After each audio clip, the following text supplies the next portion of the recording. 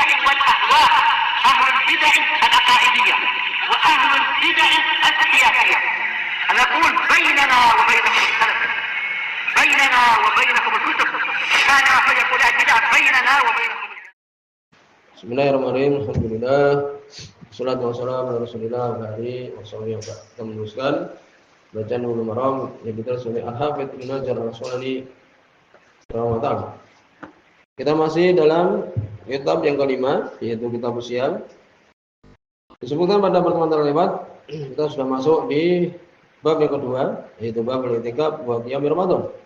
Bab tentang i'tikaf dan berdiri, yakni sholat di bulan Ramadan. Maksudnya adalah sholat tarawih. Sebagaimana kemarin disebutkan.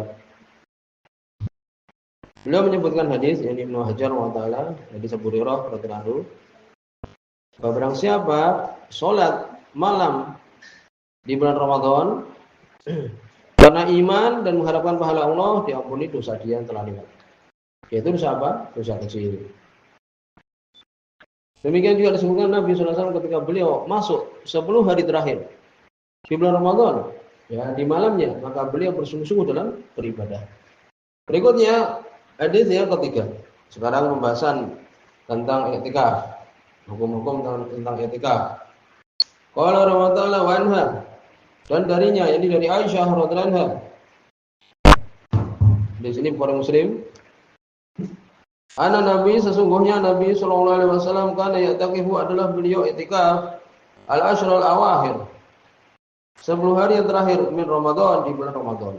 Ini Nabi sallallahu alaihi wasallam beliau puasa, beliau i'tikaf di 10 hari terakhir bulan Ramadan. Hatta tawaffahu Allah azza wa jalla, sampai Allah Subhanahu wa taala mewafatkan beliau. Terus menerus Nabi sallallahu alaihi wasallam, ya, beliau i'tikaf sampai meninggal, sampai menghadap Allah Subhanahu wa taala. Nah, itu. Kemudian tsumma i'takafa azwajuhu min ba'dihi. Kemudian istri-istri beliau i'tikaf setelah Nabi meninggal. Nah, ini dilakukan juga oleh istri-istri beliau. Setelah Nabi meninggal juga melakukan hal tersebut. Kemudian ada hadis Bukhari Muslim. Ini menunjukkan disyariatkan i'tikaf. Bahkan Nabi senantiasa beliau i'tikaf 10 hari terakhir. Kadang-kadang kalau seseorang mendekati Idul Fitri, ya, Lebaran, mereka bersungguh-sungguh untuk mendapatkan harta, kan gitu. Mungkin untuk bekal ketika Idul Fitri dan sebagainya. Tapi Nabi SAW di sini disebutkan beliau menyibukkan waktu tersebut dengan apa? Dengan i'tikaf. Dan i'tikaf ini, ya, sebelum kita masuk, definisinya sudah pernah lewat diinfokan oleh Imam Sanani rahimahullah di sebelum salam. Yaitu hafzun nafs, ini menahan jiwa, menahan diri seorang. Hafzun nafs alaihi, ya, itu secara bahasa. Sedangkan secara syariat yaitu apa? Al-maqam fil masjid min syakhsin maksus ala sifatin maksus. Tinggal di masjid dari seseorang yang khusus, ya, atas sifat yang khusus. Ya, ini seorang yang khusus, seorang laki-laki kan, ya, atau seorang perempuan. Demikian juga sifat yang khusus, ini nanti disebutkan untuk dia tidak melakukan jual beli. Demikian juga untuk menyibukkan dengan ibadah. Ini ketika disebutkan tentang tata cara i'tikaf. Ini secara definisi. Hukum i'tikaf sendiri, ya, setelah kita mengetahui tadi, ya, tentang i'tikaf, definisinya tadi, jadi itu adalah untuk beribadah pada Allah Subhanahu wa taala. Hukum i'tikaf sendiri adalah apa? Disyariatkan, yaitu mustahab, disukai. Sesuai dengan Al-Qur'an, demikian juga sunnah, demikian juga ijma'. Sunnah hukumnya, ya. Kecuali kalau seorang bernadar sudah mewajibkan dirinya sesuatu yang sebenarnya tidak wajib, maka menjadi wajib. Ya, demikian. Di antara dalilnya dalam Al-Quran, wala tubashiruhunna wa antum aqifuna fil masajid, dan jangan kalian menggauli mereka, istri-istri kalian, dalam keadaan kalian i'tikaf di masjid-masjid. Ini di sini diambil disyariatkannya i'tikaf wa antum aqifun. Adapun hadis yang kita baca sekarang ini, hadisnya itu sebagai dalilnya, Adapun ijma jelas dari para ulama seperti Imam Nawawi, Ibnu Qudamah menyebutkan ya di buku-buku mereka tentang ijma tersebut. Kemudian apakah seseorang apabila dia i'tikaf, kemudian dia membatalkannya, harus menggantinya? Ya, ini kita niat untuk i'tikaf 10 hari umpamanya. Kemudian di tanggal yang kelima umpamanya, 25 Ramadan umpamanya, ada keperluan. Boleh enggak kita keluar? Boleh. Karena hukumnya tadi mustahab, hukumnya disukai. Jadi boleh dia keluar kapanpun dia inginkan.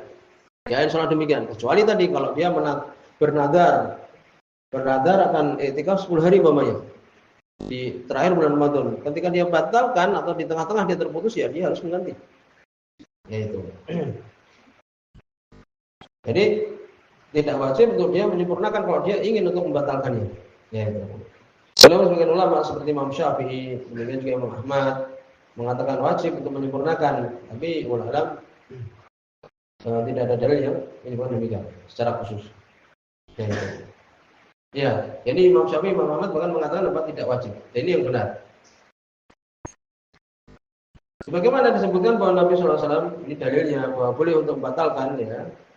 Disebutkan bahwa Nabi SAW dalam riwayat Imam Bukhari, demikian juga Imam Muslim dari sahabat Aisyah, dari sahabiah Aisyah radhiyallahu anha, bahwa Nabi SAW belum ingin untuk i'tikaf. Pak Amar bi khibai, maka beliau perintahkan untuk dibuat khibah, kemah. Waktu riba maka dibuatlah kemah. Ini juga boleh seorang ketika i'tikaf itu membuat kemah. Kemudian Aisyah radhiyallahu anha minta izin. Nabi mengizinkan. Dibuatlah kemah juga. Kemudian Hafsah juga minta izin, Zainab juga minta izin. Radhiyallahu anhunna.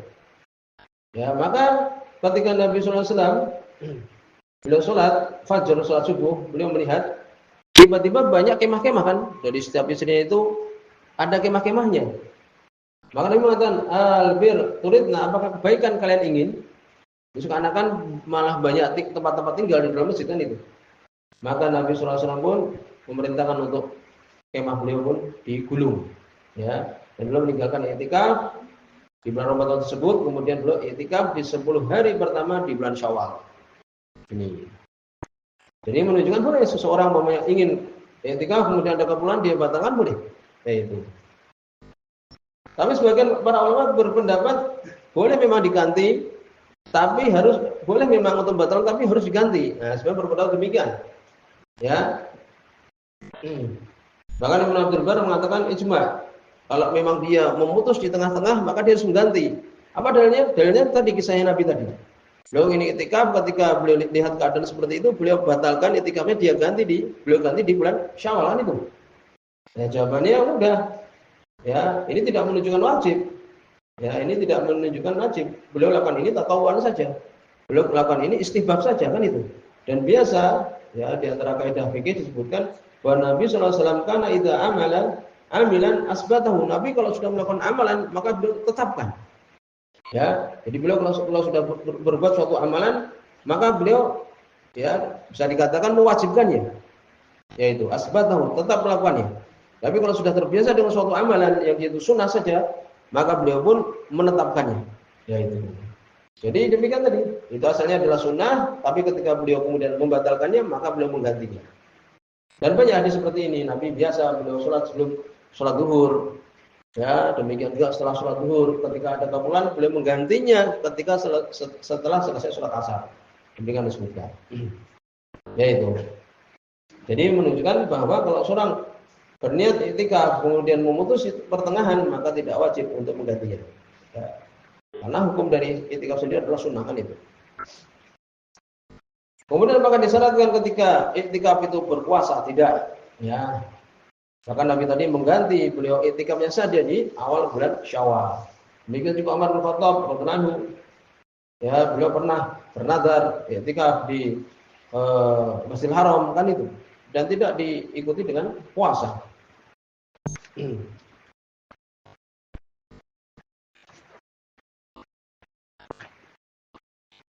Ya demikian kita baca hadis berikutnya. Ya ini tadi ya berarti menunjukkan disyariatkan i'tikaf.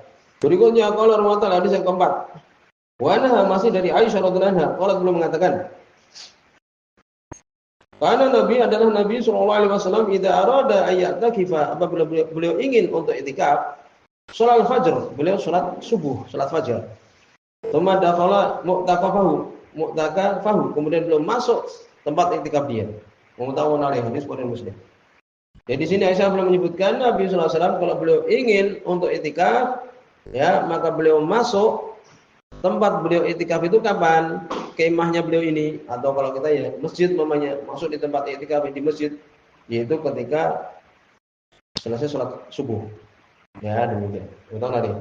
Maka di sini sebagian para ulama, kapan seseorang masuk tempat dia iktikaf ini di masjid dan sebagainya. Sebelumnya dibicarakan dulu, ya, setelah tadi disebutkan sudah disyaratkan untuk dia itu berpuasa, kan sudah selesai. Sekarang, apakah disyaratkan iktikaf itu di masjid? Disebutkan adapun untuk laki-laki, maka untuk dia di masjid. Ya itu. Yang dia bisa melakukan sholat berjamaah, kan itu. Dan di situ ada hadis, la iktikaf illa fil masajid salasah. Ya, tidak ada iktikaf kecuali di 3 masjid-masjid. Ya, di masjid-masjid yang 3, di Masjidil Haram, Masjid Nabawi dan Masjidil Aqsa. Nah, di sini dibicarakan si Albani memang mensuaikan beliau sehingga beliau berpendapat iktikaf itu di Masjidil Haram atau yang 3 tadi. Yang disebutkan oleh Imam Tahawi rahimahullah. Nah, di sini berputar-putar dengan rawi Sufyan bin Uyainah dari sahabat Hudzaifah bin Yaman. Radhiyallahu anhu.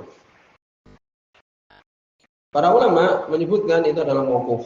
Jadi dari ucapan Hudzaifah bin Yaman radhiyallahu anhu. Maka digiring, ya, kalaulah hadis ini sahih, digiring kepada makna apa?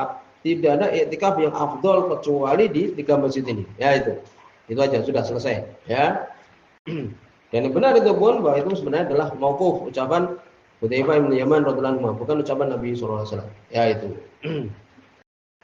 Juga disebutkan bahwa di antara para sahabat dulu melakukan iktikaf. Ya, sudah selesai, ya. Yaitu tidak disarankan di masjid yang 3. Jadi untuk laki-laki, untuk dia di masjid. Ya, untuk dia di masjid karena di situ ditegakkan sholat berjamaah. Demikian juga untuk kemudian melakukan sholat Jumat. Adapun untuk perempuan, ya disebutkan juga di masjid, ya juga di masjid, walaupun dia tidak disyaratkan untuk di masjid jami, yang ditegakkan di situ sholat Jumat, ya itu. Kemudian disebutkan, ya setelah selesai tadi itu dilakukan di masjid, ya. Paling sedikitnya iktikaf, kesimpulan tidak ada batasan. Ya, kesimpulannya tidak ada batasan. Boleh 1 jam seorang iktikaf, boleh. Adapun kisah Umar bin Khattab radhiyallahu anhu, ya bahwa beliau berkata pada Nabi sallallahu alaihi wasallam, ya Rasulullah, sungguh aku dulu pernah bernadar ketika jahiliyah untuk aku iktikaf 1 malam di Masjidil Haram. Maka Nabi mengatakan, "Aufi binadrik, bayarlah nadarmu." Ini tidak ada batasan bahwa Nabi sallallahu alaihi wasallam menentukan, ya, bahwa harus 1 malam. Ya, demikian. Karena Umar cuma mengabarkan bahwa beliau pernah bernadar demikian. Walaupun sebagian ulama berpendapat bahwa paling sedikitnya adalah 1 malam. Tapi tadi kita sebutkan bukan berarti itu adalah batasan. Boleh 1 jam atau semisal itu. Kemudian juga boleh seseorang iktikaf di rahbatul masjid, yakni di halaman masjid, ya, yakni pelataran masjid yang itu masih dikatakan bagian dari masjid. Sampai di sini dulu, semoga kita sudah